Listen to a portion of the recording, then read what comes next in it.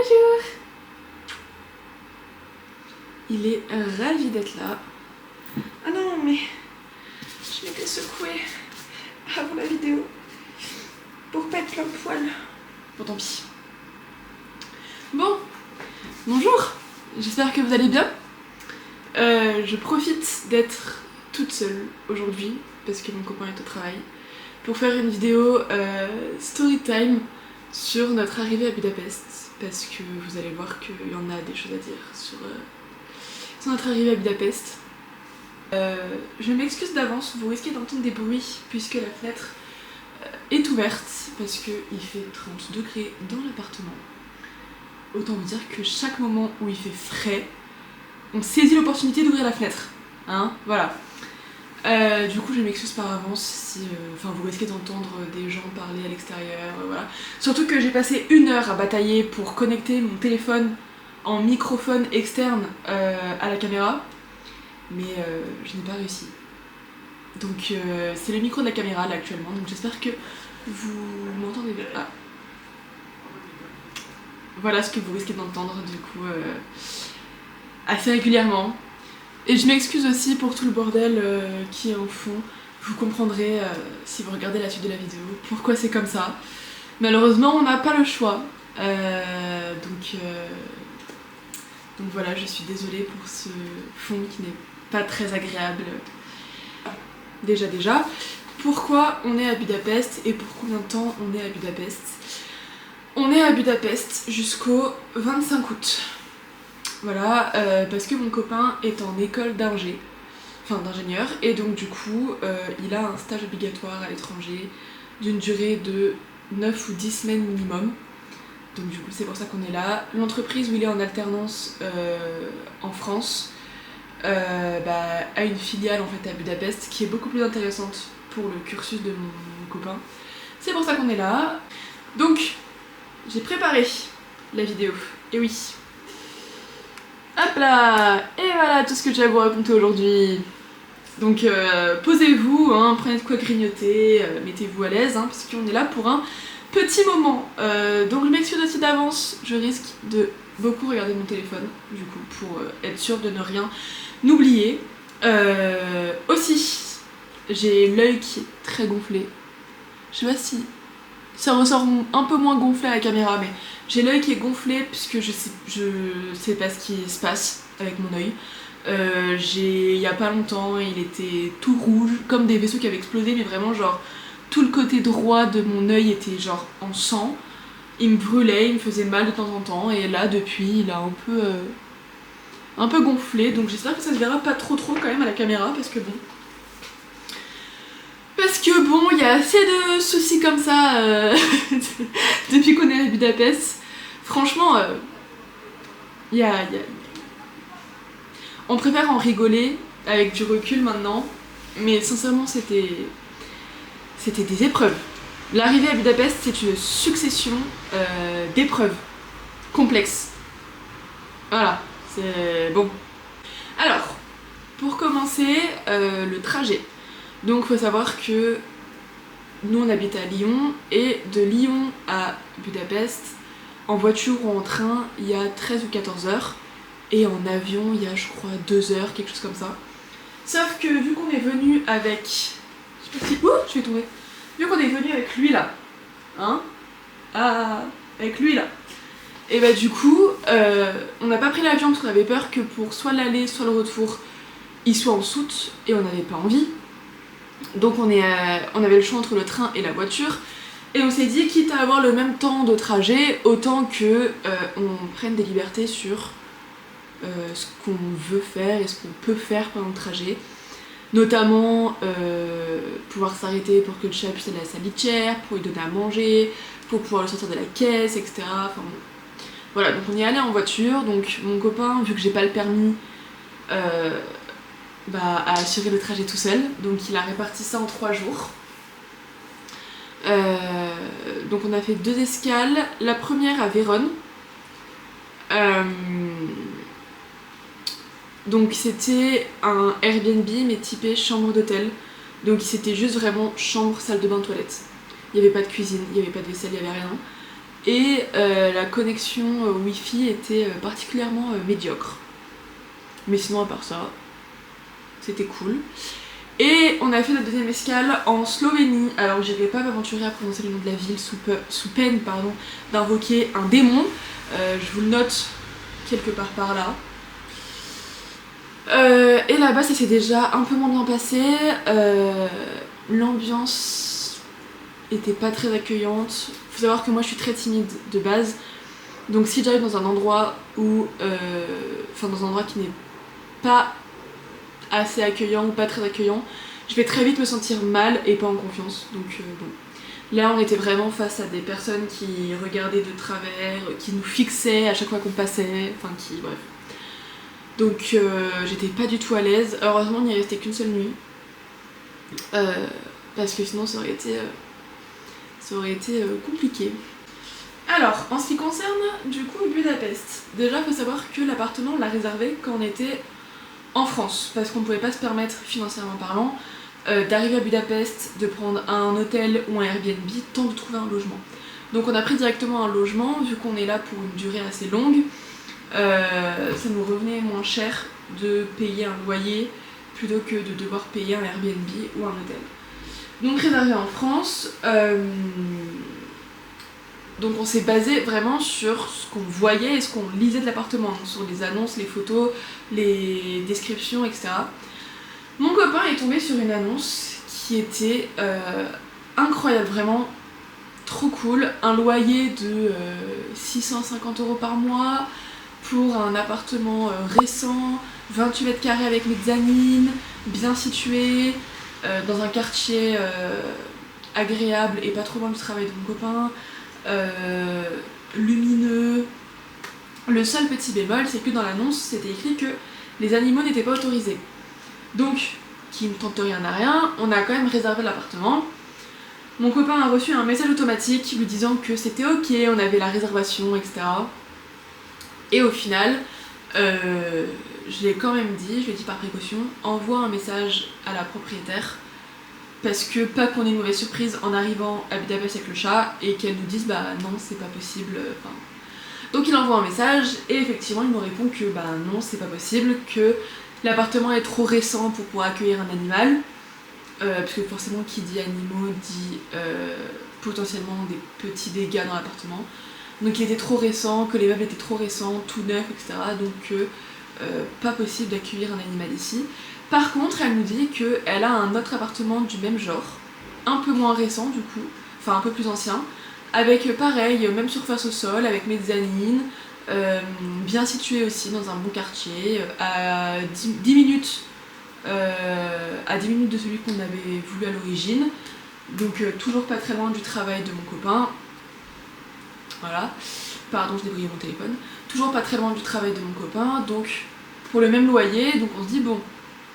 Ok, c'est sympa comme sur le papier, c'est cool et tout. Elle nous envoie l'annonce, rien à signaler, les photos sont trop clean, pareil, lumineux, plus ancien, mais pour autant ça se ressent pas, enfin ça se voit pas en tout cas sur les photos, etc. Donc on se dit ok, cool, trop bien. Donc on le prend. À savoir que on ne paye rien tant qu'on n'est pas sur place. Parce que mon copain est passé par une application, par un site. Qui fait que du coup il prend pas les coordonnées bancaires. Donc en fait on paye une fois sur place, donc on prend le RIB de la propriétaire pour faire le virement, etc. Bref, donc du coup après les 3 jours de trajet, on est super content d'arriver à Budapest. Super content d'arriver à Budapest. On rejoint la dame vers 14h parce que alors la propriétaire a une agence et elle habite pas en Hongrie, elle habite en Italie il me semble. Donc elle a des collègues qui sont dispersés un peu partout du coup. Donc sa collègue nous accueille à l'appartement vers 14h, quelque chose comme ça.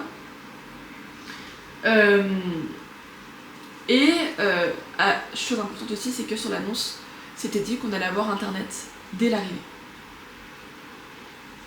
Vous sentez venir la douille ? Donc déjà, on arrive, la façade...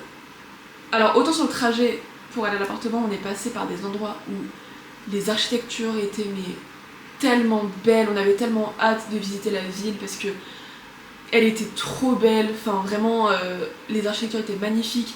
On est passé devant le parlement de Budapest qui est le plus beau bâtiment administratif du monde et le plus beau parlement du monde.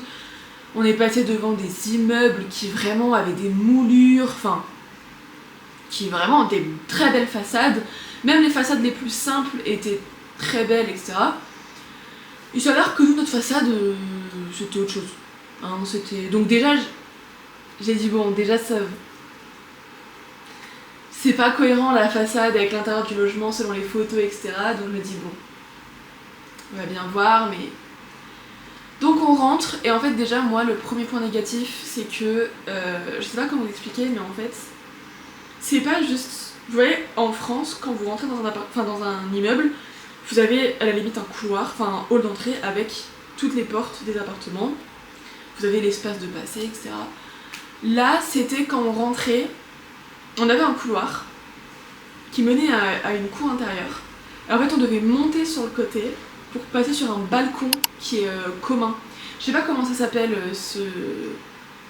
cet agencement-là, mais c'est un balcon juste qui est commun à tous les appartements du rez-de-chaussée. Et il y a pareil aux étages. Donc déjà moi j'aime pas beaucoup parce qu'on n'a pas d'espace. Je suis claustrophobe, donc pour passer on est vraiment très serré parce que le balcon il est très fin. Pour décharger la voiture c'était super compliqué parce que on avait la litière du chat, on avait nos grosses valises, enfin vraiment c'est très compliqué. Mais bon bref, on ne retient pas ce détail là. Dès qu'on ouvre la porte du logement, une odeur de renfermé qui nous arrive dans le nez, mais alors horrible, vraiment horrible. Alors de base moi je suis pas du tout compliquée avec les appartements humides, secs, avec l'air trop sec, trop humide, etc. Je n'ai pas trop de difficultés respiratoires, enfin je n'ai pas plus que ça en tout cas. Mais là vraiment c'était très compliqué, on s'est pris une odeur de renfermé et des difficultés respiratoires quand on est rentré dans le logement. On s'est dit bon, c'est peut-être parce qu'il a pas été habité, enfin pas loué depuis longtemps, donc il n'a pas été aéré, on va aérer un coup dès que la dame sera partie, on va aérer, etc. En plus il y avait une clim, donc on s'est dit avec un peu de chance il y a le mode séchage d'air.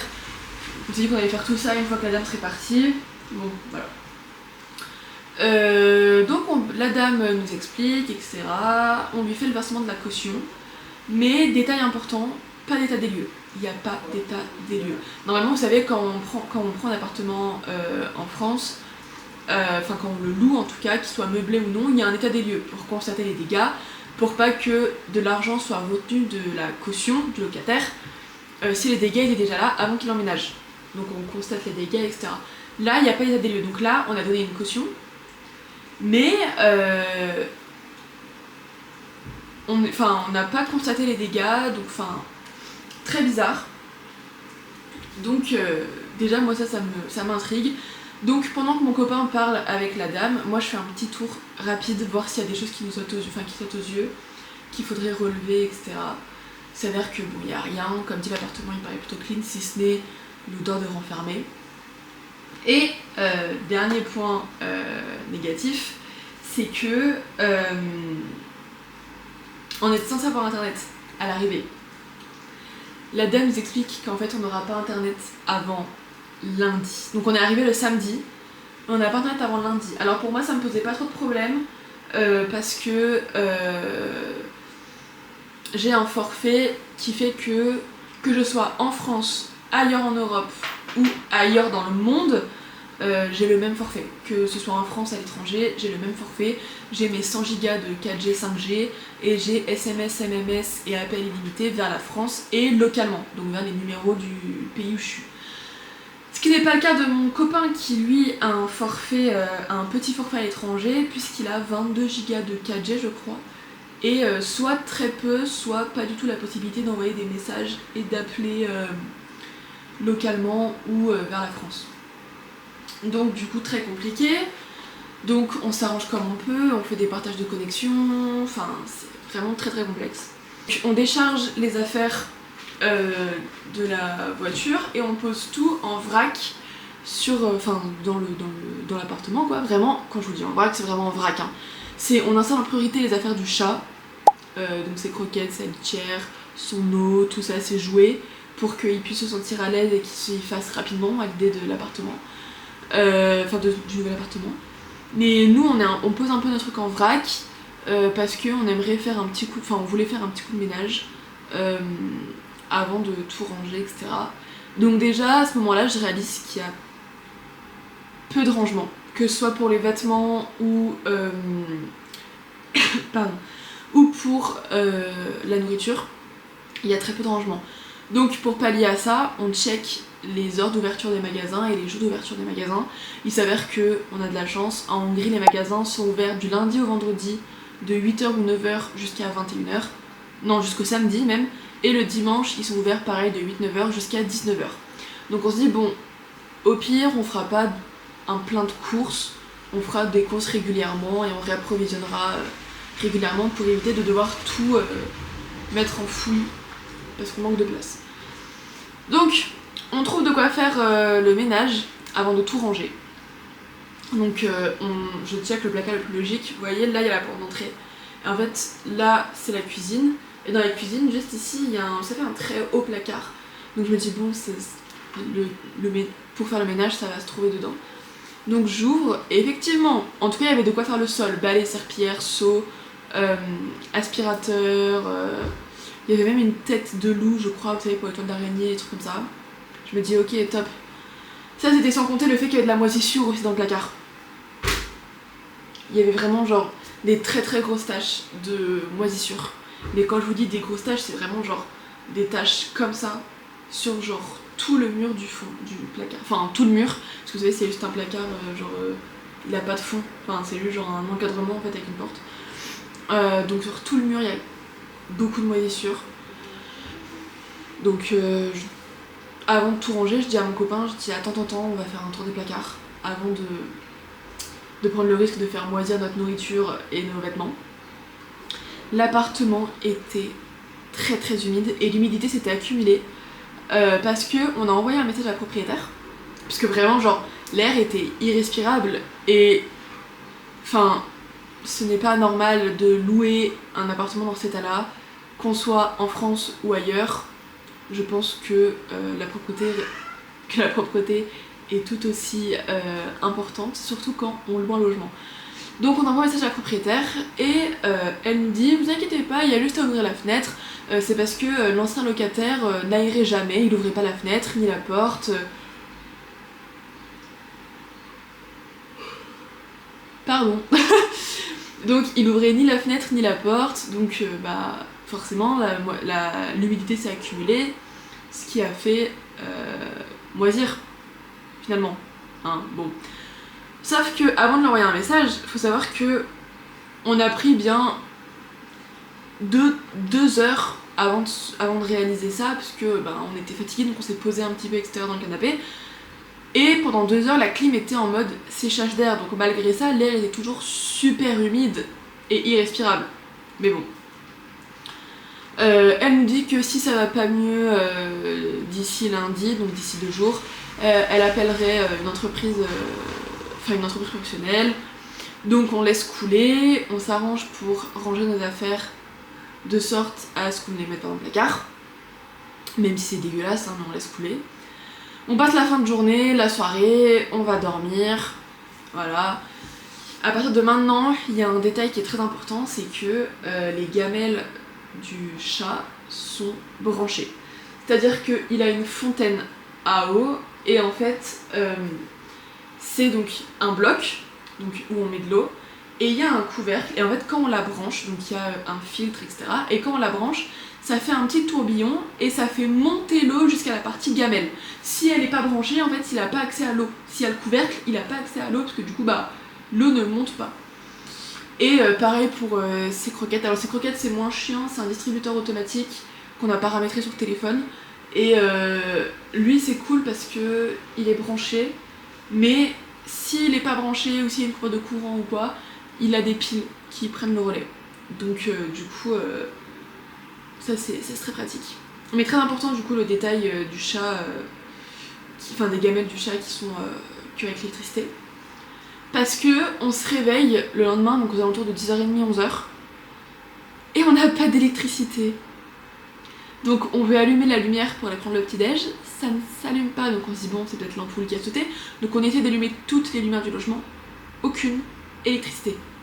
Donc le problème c'est qu'on ne sait pas quand est-ce que c'est arrivé parce qu'on a dormi la nuit, donc on ne sait pas depuis quand le chat n'a plus accès à ses gamelles, on ne sait pas depuis quand, depuis quand l'électricité est coupée quoi. Tout ce qu'on sait c'est que nos téléphones n'avaient pas beaucoup chargé. Voilà, donc on suppose qu'elle est arrivée assez tôt. Décidément, je suis désolée, j'ai vraiment dormi genre 2 heures cette nuit. Bref, donc on suppose qu'elle est arrivée assez tôt dans la nuit. Donc là on se dit ça commence à faire beaucoup. Mon copain n'aimant pas... comment je vais dire ça, n'aime pas envoyer des messages, n'aime pas trop le conflit, etc. N'aime pas trop confronter les gens à leurs problèmes. Je me charge d'envoyer un message à la propriétaire, donc je prends le téléphone de mon copain et je lui explique que je suis la copine du coup de celui qui habite ici, etc. Et que c'est pas normal, que on n'est pas censé... Yoko, non, que c'est pas vivable et que c'est pas normal de louer un appartement dans cet état. Donc je lui explique que la moisissure, qu'il y a très peu de rangement, qu'on devait avoir internet mais que finalement on l'a pas, et là la coupure d'électricité. Donc il y a un de ses collègues qui appelle mon copain en FaceTime pour voir comment on peut remettre l'électricité, donc pour regarder le compteur, etc. Mais il n'y a aucune solution, donc il nous dit écoutez, on a un appartement qui a été refait il y a 6 mois, qui est disponible pour le même loyer. Donc si vous voulez aller là-bas, je vous donne les codes d'accès. Donc bref, il nous donne les codes d'accès, il est à 10 minutes de l'appartement où on est actuellement, 25 mètres carrés, sans mezzanine. Donc moi ça me rassure un peu parce que je me dis il y a moins de risque de rentrer et de voir le chat qui s'est pété une patte parce qu'il a trouvé de la mezzanine. Bref, il nous envoie l'annonce, les photos, etc. Parfait, vraiment nickel, pareil, très lumineux. Une seule fenêtre qui est là, mais pour un 25 mètres carrés sans mezzanine, donc c'est déjà un peu mieux. Avec une VMC dans la salle de bain, donc vraiment c'est ok. Et en plus, pour rentrer, il n'y a pas de balcon commun, là c'est immeuble normal à la française entre guillemets, avec juste la porte de l'immeuble, un couloir avec toutes les portes des appartements. Donc on regarde l'annonce, etc. Dans l'annonce, pareil, c'est écrit Wi-Fi,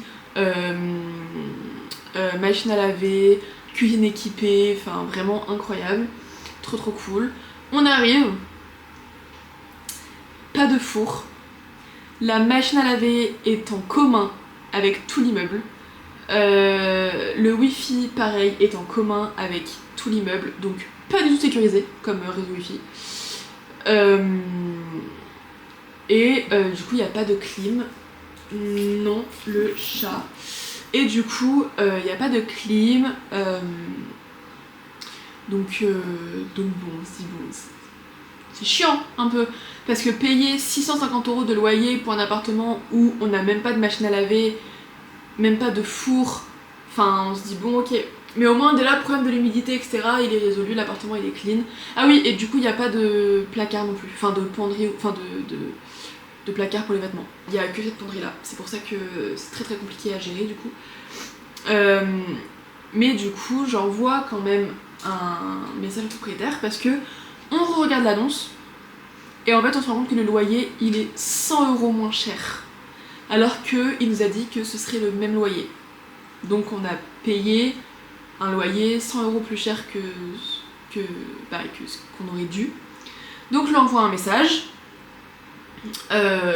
Au début il comprend pas parce qu'en fait il était pas au courant de l'état du premier logement, donc il comprend pas qu'on puisse être énervé. Donc il dit, il nous explique comme quoi il est choqué du message qu'il a reçu, etc. Qu'il a fait son possible pour nous aider et tout. Et en soi, oui, il a fait son possible pour nous aider, il nous a trouvé un autre logement qui est beaucoup plus agréable à vivre, etc. Mais à côté de ça, l'annonce était mensongère quoi, donc bon. Donc voilà. Sans compter qu'il fait une chaleur atroce, c'est-à-dire que là, actuellement, sur le ventilateur il fait 28 degrés parce que la fenêtre est ouverte, en oscillobattant. Sinon ça monte à 30 quand il fait très chaud dehors et que la fenêtre est fermée, du coup ça monte à 30 hein. En sachant que oui, il y avait aussi, il n'y a pas de volet, il n'y a pas de quoi couvrir les fenêtres. Parce que en gros les fenêtres, vous savez, c'est des fenêtres juste avec un effet flou, vous savez. Donc pour pas qu'on voit, enfin pour pas que l'extérieur voit l'intérieur. Mais la nuit, la lumière des lampadaires, elle passe.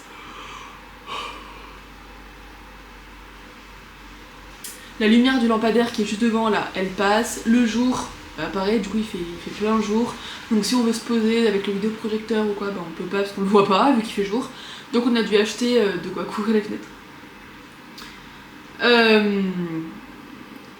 Donc on a acheté un ventilateur, etc. Enfin vraiment on a acheté tout ce qu'il fallait pour être bien, pour le chat aussi. On a acheté un tapis de rafraîchissement, on a acheté des serviettes pour les humidifier et pour aider le chat à se rafraîchir, etc. Bref. Pendant quelques jours, parce que oui c'est pas tout, pendant quelques jours on se dit, en fait vous savez, dans l'appartement où on est actuellement, l'accès à l'immeuble c'est une porte avec un code, l'accès au couloir de notre appartement c'est un code, et l'accès à notre appartement c'est un code. Donc chiant finalement, mais au moins il n'y a pas de clé à se trimballer. Mais pendant quelques jours on se dit la poignée elle est de plus en plus dure à ouvrir. C'est-à-dire que quand on est arrivé, elle s'ouvrait normalement. Puis par la suite, fallait forcer un peu, c'était un clic quand on l'ouvrait. Puis après, fallait descendre la poignée de plus en plus bas pour qu'elle s'ouvre. Puis après, fallait faire un à-coup pour qu'elle s'ouvre. Puis après, elle s'est plus ouverte. Voilà, c'est-à-dire qu'il y a un soir, je suis allée jeter les poubelles, enfin la poubelle, et je n'ai pas pu ouvrir la porte pour entrer, en tout cas de l'extérieur. Donc mon copain a pu m'ouvrir la porte, il pouvait encore ouvrir de l'intérieur lui, mais moi je ne pouvais pas ouvrir de l'extérieur. Même en mettant des coups d'épaule dans la porte ou quoi, ça ne marchait pas. Genre je tapais le code, la clinche marchait pas, donc je retapais le code, je baissais la clinche et j'essayais de mettre un coup d'épaule dans la porte, mais elle ne s'ouvrait pas. Donc mon copain a dû m'ouvrir, et il m'a prise pour une neuneu un peu. Donc, qu'est-ce qu'il fait? Il sort avec moi, il ferme la porte, il dit mais si, regarde, c'est comme ça que tu l'ouvres et tout. Le problème c'est que nos téléphones étaient à l'intérieur. Donc il dit mais si, regarde, elle s'ouvre, il faut juste que tu fasses un à-coup et tout. Elle s'est pas ouverte, on a galéré à la réouvrir, et c'était la dernière fois qu'elle s'est ouverte. Trop bien. Donc du coup, on a réussi à l'ouvrir, on est rentré, on a refermé, on a envoyé un message au collègue du coup qui nous a changé d'appartement, et on lui dit bah ça commence à faire beaucoup en fait, la clinche est cassée, enfin c'est chiant un petit peu. Donc il nous répond le lendemain, à savoir que mon copain doit toujours aller au travail, hein, voilà. Il nous répond le lendemain, il vient voir plutôt au soir. Il essaye d'ouvrir, il voit que ça marche pas, etc. Donc il revient le lendemain avec son frère, je crois. Ils essayent à deux, ça marche pas. Donc ils envoient un message à un serrurier, enfin au serrurier qui a mis en place la porte. Et ils nous disent oui, le serrurier il va venir demain à 9h pour réparer la porte, etc. Donc d'ici là, faut que vous laissiez votre porte, enfin faut pas fermer la porte. Faut laisser la porte ouverte, enfin vous voyez genre faut juste pas la claquer quoi, faut juste la poser contre le mur pour pas la claquer parce que on n'avait pas la certitude que le serrurier réussisse à ouvrir la porte si on la refermait. Donc on a dû bloquer la porte avec un pack de bouteilles d'eau pour pas que le chat sorte, pour pas que les gens voient l'appartement, pour pas que... Enfin vraiment c'était horrible. Donc on a bloqué comme ça, on a passé la nuit comme ça, autant vous dire que j'ai très mal dormi, parce que je suis une stressée de la vie moi, donc dormir avec ma porte de logement ouverte, bon... c'est pas trop fun. Le lendemain, on met le réveil de sorte à être prêt pour le serrurier à 9h, etc. Mon copain s'était mis en télétravail parce qu'il a expliqué la situation et son responsable lui a dit bah ok, viens après le serrurier. Donc il s'est mis en télétravail pour la matinée. À 9h du matin, ça toque, donc on est trop contents, on se dit let's go. Non, c'était vraiment le collègue de la propriétaire, donc il s'appelle Manuel, c'est plus simple. C'était vraiment Manuel qui était tout seul et qui nous dit ok, le serrurier devrait être là, je vais attendre dehors pour pas vous déranger, j'attends son appel et je reviens vers vous dès que j'ai eu des nouvelles, etc. D'accord? Donc 9h, on se dit dans le pire des cas, il va avoir des nouvelles à 10h, genre une heure plus tard. On attend, on voit pas l'heure passer, on s'occupe, etc. Puis un moment on regarde l'heure, puis on voit qu'il est 11h30, puis on se dit bon ça commence à faire beaucoup de retard là quand même. Donc on envoie un message à Manuel, et il nous répond vers midi et demi, quelque chose comme ça, midi et demi, 13h. Et il nous dit, il y a eu un problème avec la livraison de la pièce, ce qui fait que le serrurier passera dans l'après-midi. Donc du coup mon copain a dû se mettre en télétravail pour la journée au final, ce qui est pas ouf quand t'es en stage, mais bon, voilà. Son responsable a été hyper compréhensif et tout, donc il s'est mis en télétravail pour la journée parce que j'ai un niveau d'anglais qui est moyen, très moyen. Alors que mon copain lui est bilingue, donc du coup il s'est mis en télétravail pour pouvoir parler et comprendre ce que le serrurier nous dit. 14h30, toujours pas de serrurier. On se dit ça commence à être long, ça commence à être très très long. Donc on renvoie un message à Manuel. Et Manuel nous dit j'ai pas de nouvelles, je vous tiens au courant dès que j'ai des nouvelles. D'accord. Et au final c'est aux alentours de 16h parce que mon copain lui dit écoutez j'ai un rendez-vous à 18h, donc faut qu'il vienne quoi, faut que quelqu'un répare cette putain de porte. Donc vers 15h30, 16h, on a enfin un serrurier qui arrive, et donc du coup qui dévisse la porte et qui la répare, etc. Et là il nous dit un truc, il nous dit je voulais réparer temporairement. Donc mon copain demande, il dit ok donc là c'est bon, on va plus avoir de problème, on va plus être bloqué dehors ou dedans, c'est ok. Il dit ça je peux pas vous le garantir parce que comme dit je vous la répare temporairement, parce que moi je n'ai pas la pièce qu'il faut changer, c'est mon patron qui l'a. Donc il reviendra demain, là je vous la répare pour la journée, etc. Mon patron viendra demain parce qu'il est dans le coin, il viendra demain pour changer la pièce et là vous aurez plus de problème. On se dit ok, bon au moins on est réparé pour la soirée, ok. Le lendemain, faut savoir que mon copain est en télétravail 3 jours par semaine d'office. Donc le lendemain il était en télétravail, c'était prévu qu'il était en télétravail. Donc le lendemain on attend toute la journée, pareil on se lève pour être prêt à 9h, au cas où s'il arriverait du matin, etc. Bref. On a attendu toute la journée. On n'est pas sorti, on n'est pas sorti même le soir, on n'est pas allé manger ailleurs à midi, on a vraiment rien fait de la journée et de la soirée parce qu'on avait peur que le serrurier arrive justement et qu'on le rate, donc on n'a rien fait du tout. Tout ça pour qu'au final il n'arrive jamais. Voilà, c'est-à-dire que il n'est jamais venu.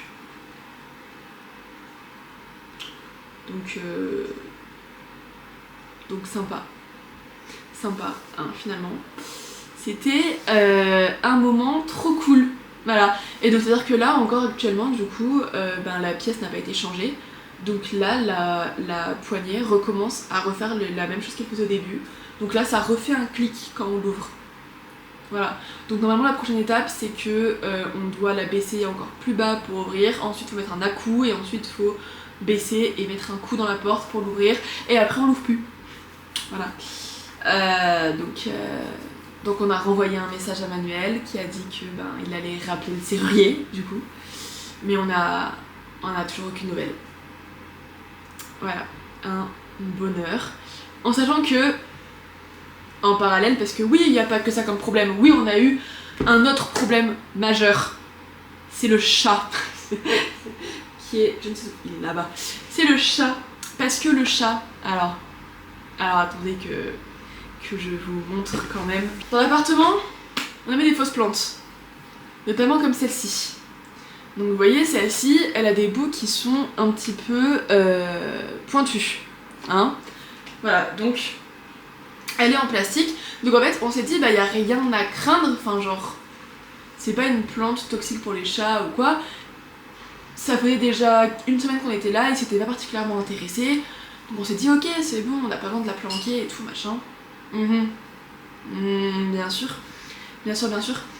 Un jour, avant d'aller au magasin avec mon copain, je caresse mon chat, genre je lui fais des bisous et tout. Et puis je réalise qu'il est quand même qu'il est mouillé au niveau du menton et des pattes avant, il était couché. Et qu'il est mouillé au niveau du menton et des pattes avant. Donc je me dis, c'est pas possible qu'il ait fait sa toilette sur le menton, enfin je veux dire, pour être mouillé à ce point-là, je veux dire, parce que vraiment c'était mouillé. Donc je m'inquiète pas plus que ça, parce qu'il n'y a pas de symptômes quelconques, donc je me dis, ok, bon bah, je sais pas, il a peut-être été boire, et enfin je sais pas. Tout ça pour que 5 minutes avant de partir, je vois qu'il bave. Mais quand je vous dis qu'il bave, c'est qu'il bave à grosses gouttes. Il y a rien d'alarmant, hein, c'est vraiment juste de la bave, il n'y a pas de sang, il n'y a pas de pu, il n'y a rien de tout ça, c'est juste de la bave. Donc au début je me dis bon c'est peut-être juste la chaleur. Donc je regarde sur internet, il n'y a pas d'autres symptômes que la bave, donc ça me rassure un peu, je me dis bon ok, ça va pas être quelque chose de grave, parce que bah il n'y a rien avec ça.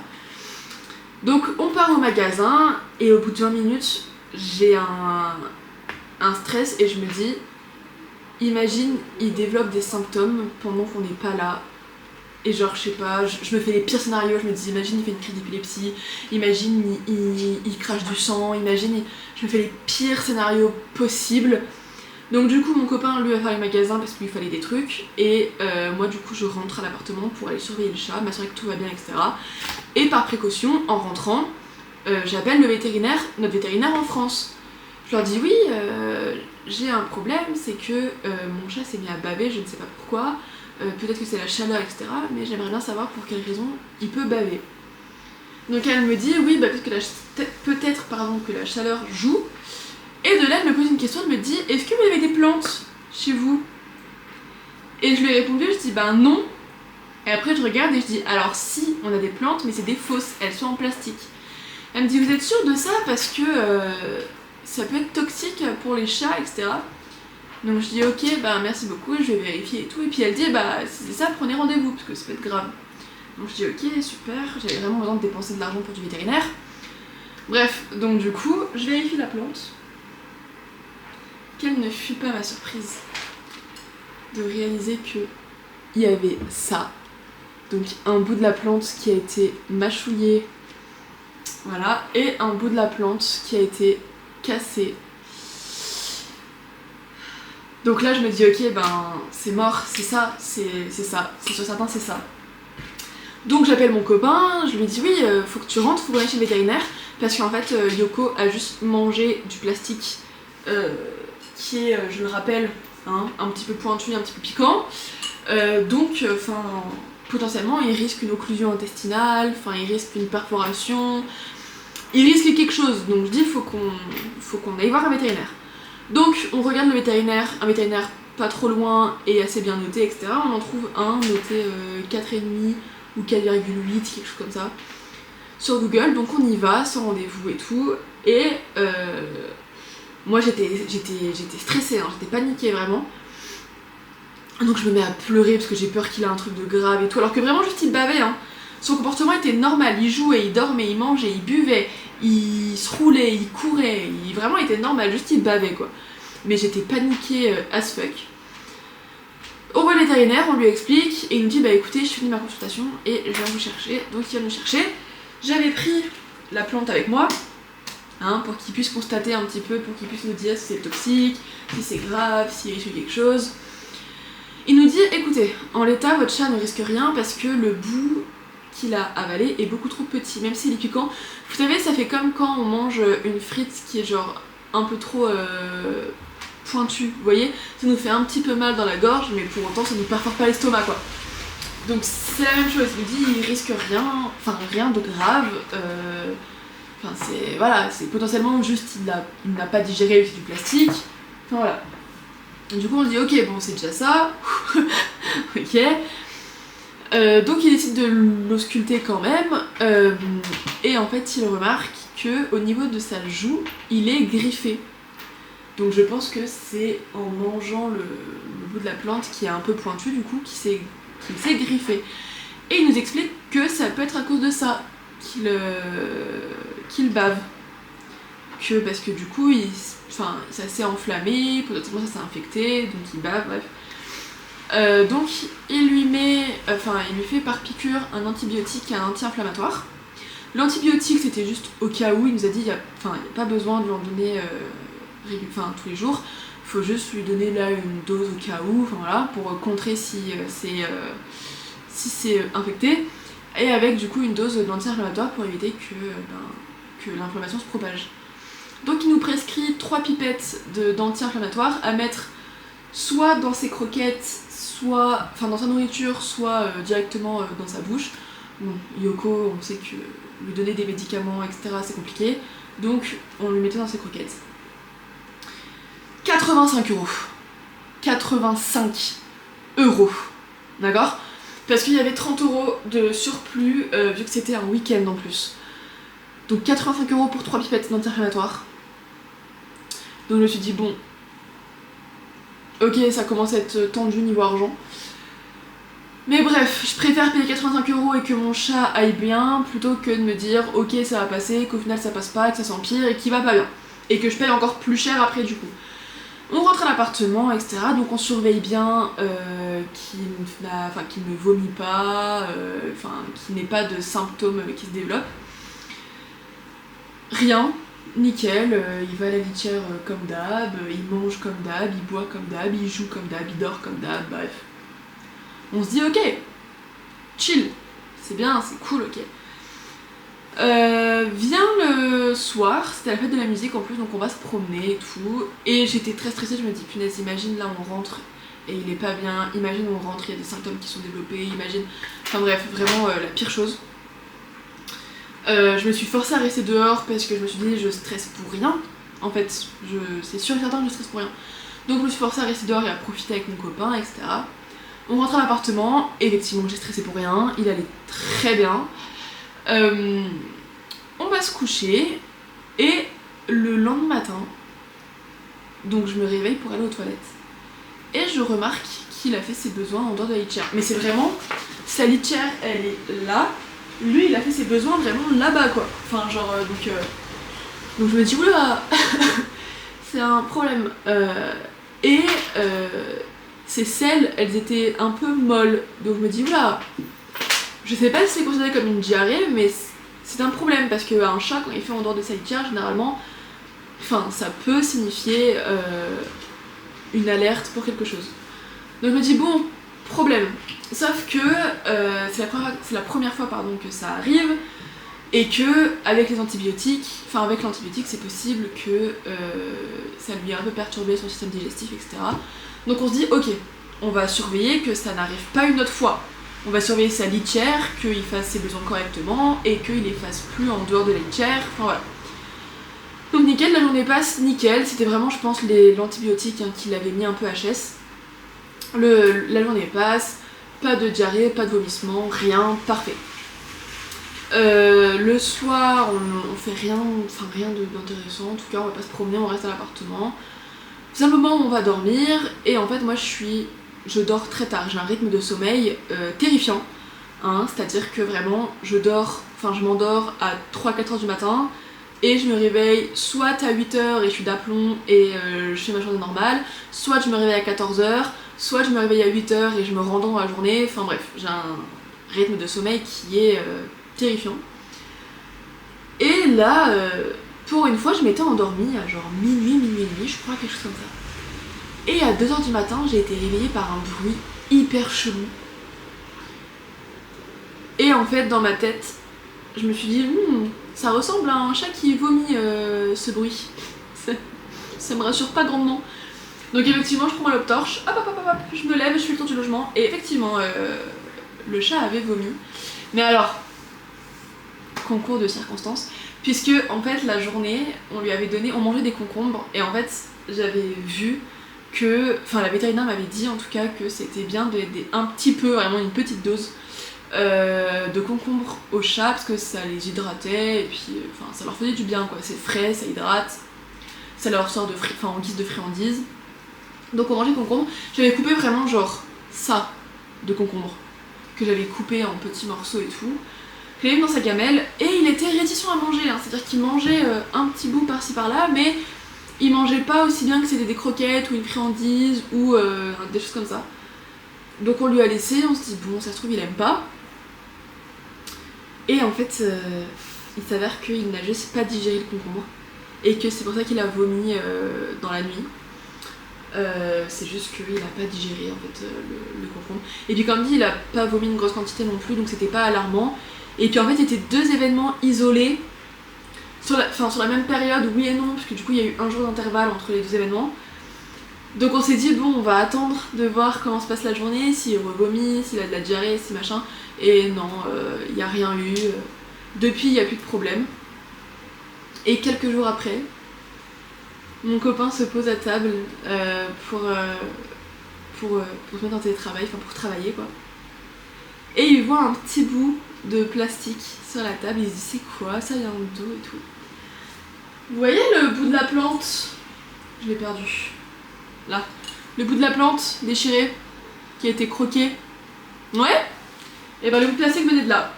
C'est juste mon copain qui a retrouvé quelques jours plus tard le bout de plastique. Voilà. Donc 85 € de vétérinaire juste pour une griffe sur la joue.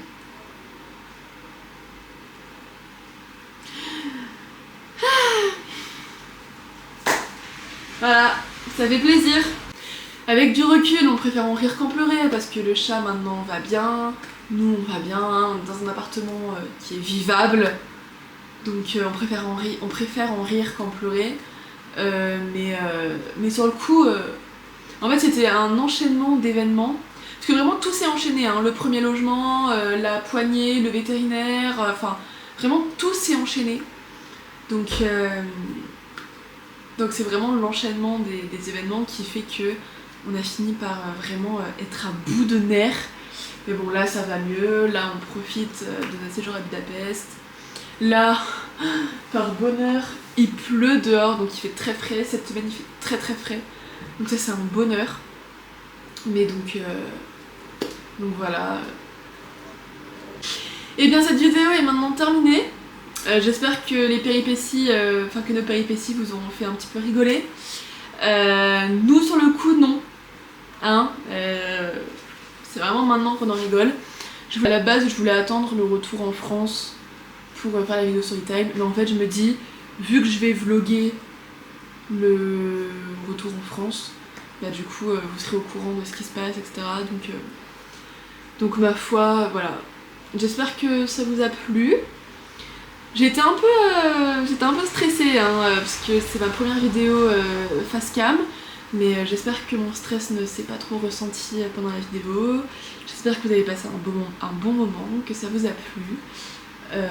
Et si c'est le cas, n'hésitez pas à liker, à me laisser un petit commentaire, à partager, à vous abonner. Voilà. Et puis prenez soin de vous. Et on se retrouve bientôt pour probablement un nouveau vlog.